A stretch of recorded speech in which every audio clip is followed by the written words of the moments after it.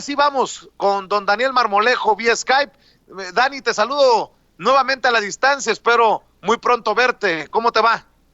Hola, mi querido Vicente, amigos de Sin Censura. Pues bien, siguiendo las indicaciones del señor subsecretario de Salud, del presidente, de no nada más la sana distancia, sino llamarnos y resguardarnos para evitar la propagación del virus.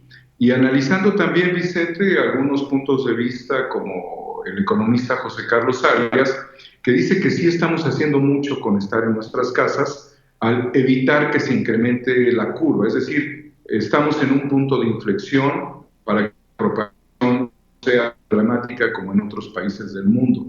En eso Ah, estamos, Vicente. oye, antes de entrarle a lo del coronavirus, ¿cómo ves la controversia por el saludo del presidente Andrés Manuel López Obrador a la mamá del Chapo Guzmán? Bueno, pues la perra anda brava, como siempre digo, mi querido Daniel. Mira, es un asunto que está ocupando todos los medios en este momento con gran preocupación para tratar de sacar de esto una ventaja respecto a lo que es un saludo evidente del presidente a la mamá del Chapo.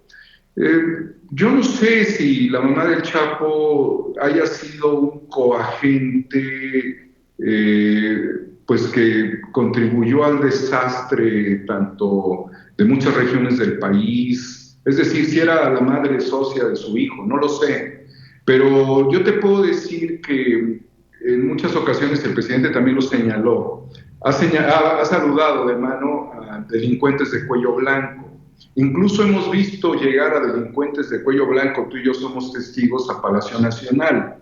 Realmente no le vería yo tanto sesgo ni tanto problema, porque no fueron por un acuerdo, sino que se saludaron y no fue nada oculto, fue todo evidente. Pero si el Chapo Guzmán es la figura más demonizada en México y en Estados Unidos, ¿por qué no lo es el expresidente o el CEO de HSBC?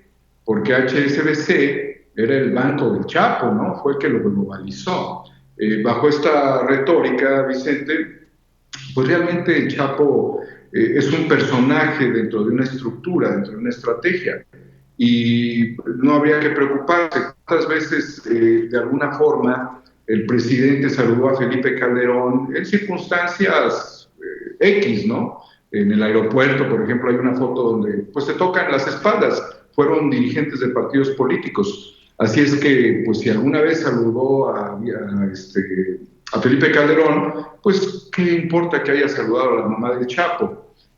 No creo que la señora tenga en este momento un expediente judicial abierto, como sí lo tiene Felipe Calderón, o lo debiera de tener en Estados Unidos y también en México. Este es un llamado a la Fiscalía, pero definitivamente sí le funciona esto como estrategia mediática al grupo de golpistas, que también hay que señalarlo, Vicente. Hay un intento de desestabilización en México y un intento de golpe al gobierno de Andrés Manuel López Obrador, encabezado justamente por los que ven esto como algo anómalo o algo que debiera ser criticado en la figura del presidente. Saludar a la mamá del Chapo Guzmán. Y fíjate que los narcotraficantes tienen madre, Vicente. Algunos de ellos han sido muy consentidos o consentidas por sus hijos. En una circunstancia documental hace ya muchos años, llegué a la finca Santa Aurora, que era la de la mamá de Amado Carrillo, llegué yo con mi cámara y a lo lejos veo ahí, porque la gente la conoce, o sea, es una finca pues, evidente, ¿no? Ahí vive y pues yo fui a ver si podía entrevistar a la señora. Evidentemente no hubo entrevista ni mucho menos, me quedé en la orilla y lo único que pude ver es de que había algunas aves exóticas hacia la parte principal de esta finca, impresionante. Pero vaya, no sé si sea digno esto de un análisis muy profundo. Desde mi punto de vista no lo tiene, es más bien un impacto mediático de corto plazo. Pero si de esto puede vivir una oposición, supuesta oposición, es que la oposición es muy pobre. La oposición comandada por Felipe Calderón tiene que enfrentarse a un juicio, desde luego en Estados Unidos, tras todas las declaraciones y la información que vierta en su juicio, Genaro García Luna. Yo creo que eso es lo que muchos en México estaríamos esperando, y nos causaría un enorme gusto, Vicente, que se le haga justicia a México por las miles de muertes ocurridas. Si tú me Te lo, preguntaras, en este caso, si era conveniente saludar a la mamá del Chapo Guzmán, pues yo lo dejo en la conciencia de quien lo hizo.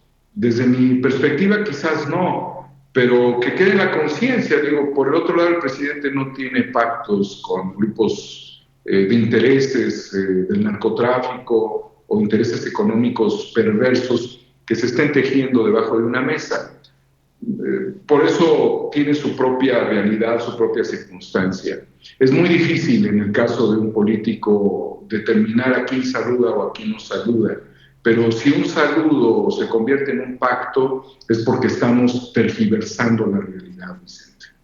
te lo pregunto, Daniel, porque veo que el hashtag narcopresidente aparece en las tendencias importantes, en cuarto lugar de tendencias, y veo que personajes que hipócritamente o convenencieramente callaron frente a la detención de Genaro García Luna, o se han hecho pendejos, perdóname por decirlo así, se han hecho pendejos todo este tiempo, ahora resulta que le echan la bolita a López Obrador y lo llaman narcopresidente, cuando el que fue presidente tenía de mano derecha al que está en el bote, pues también se hace pendejo. No sé si me haya explicado en este trabalenguas en el que convertí mi planteamiento, querido Daniel.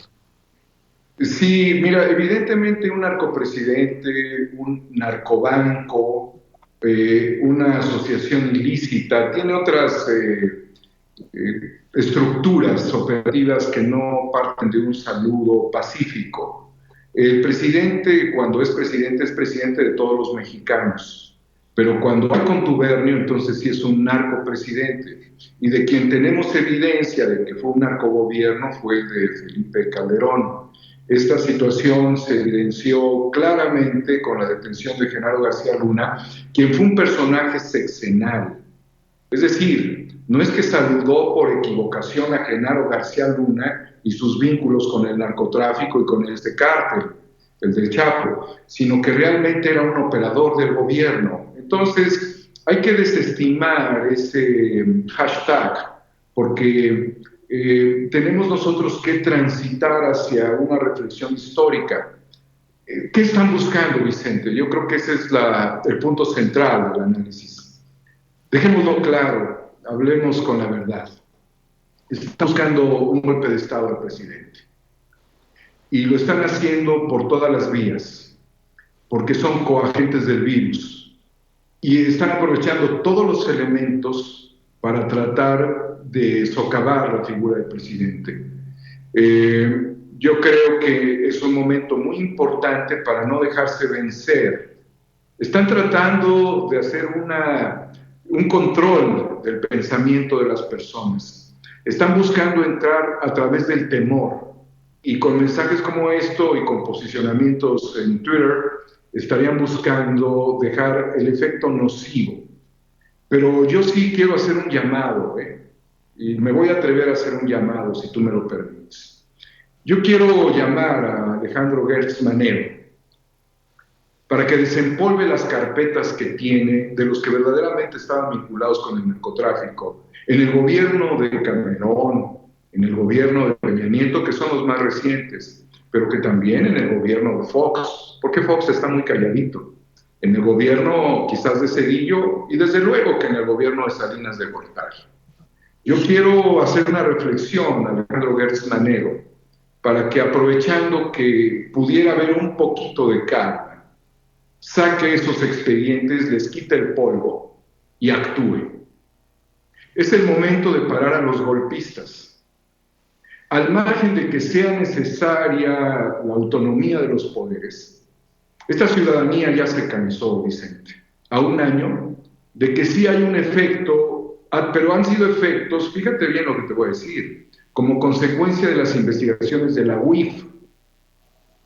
Pero necesitamos que la Fiscalía emprenda sus propias acciones sin necesidad de recibir carpetas o denuncias de la UIF, sino que hay muchas evidencias para poder hacer la propia chamba por la propia posición estratégica y urgente de accionar de la Fiscalía de la Nación.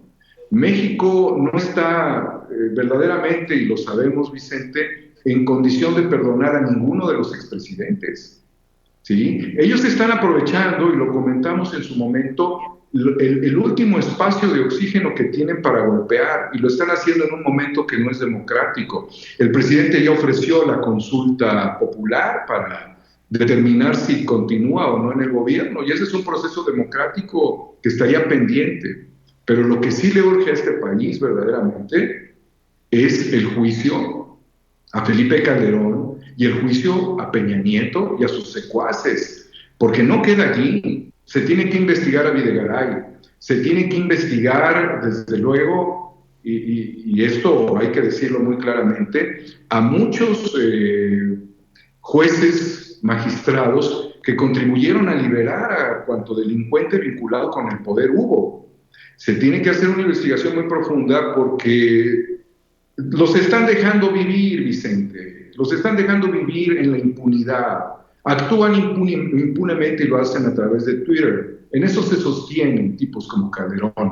Pero si verdaderamente hubiese ya una acción en contra de ellos, te juro que se desmonta la guerra híbrida en este país. ¿Sí? Se acaba al instante, porque estos promotores del caos, los coagentes del virus, no serían el argumento ni serían el basamento para que otros intereses económicos se fueran montando en sus personas hasta encumbrar una estrategia de derrumbe desde el punto de vista de un golpe de Estado, ¿no? O de un ataque sistemático al gobierno. Hay mentes que se dejan controlar, dominar por estos intereses, y hay quienes estarían buscando volver a los sistemas de subrogación, de contratación, de intereses fraudulentos para los cuales México ya no da, ni el mundo, no solamente México, ya la humanidad no puede mantenerse bajo ese mismo esquema. Pero yo sí le pido a Alejandro Gertz Manero, de manera muy solemne, educada, respetuosa, cívica, patriótica, nacionalista y como un mexicano, que desempolve sus pinches expedientes, carajo. Bien dicho, mi querido Daniel, más claro ni el agua. Oye, Daniel.